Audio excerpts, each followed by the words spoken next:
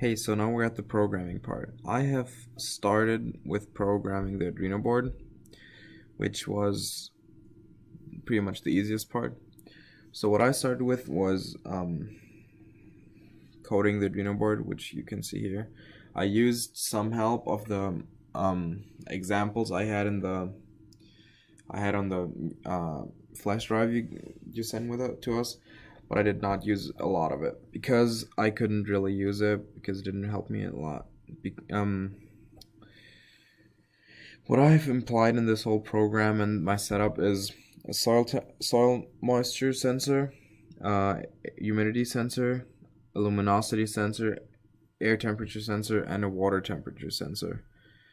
So what this code right here does, it's just reading the data from the Arduino board, and then what I'm doing with the whole data got here, I'm putting it in the I ran the program with the CMDX of Windows, and I'm getting my answers, like my the stuff that got readed in here. So what I have right here is the luminosity, this is the humidity, this is the temperature, and this is the soil moisture. This is the soil moisture right here. Yeah, you can see that. It just changes every time because it's because we've put it in water, so we can like see that how it works. So what I'm doing here is collecting the data.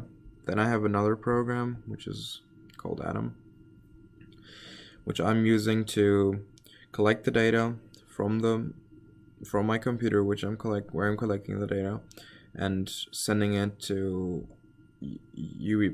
UBDots, which is a program I use as software right here, where you can see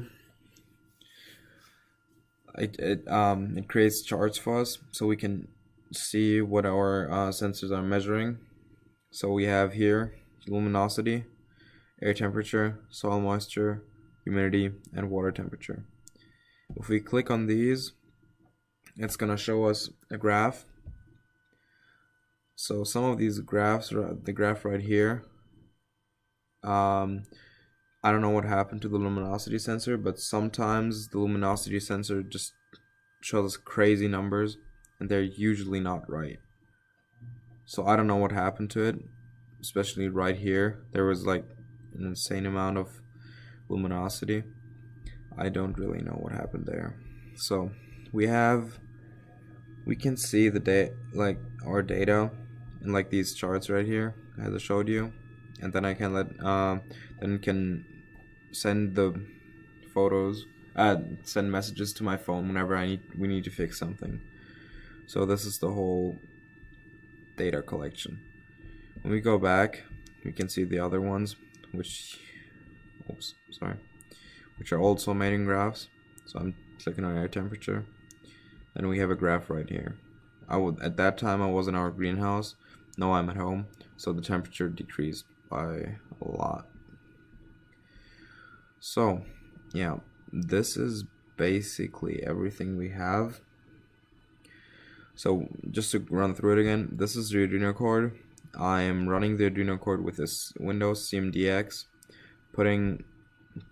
using this program Atom to send the measurements to UBDots and use it as data. Yep, that's basically everything we have. So thanks for listening.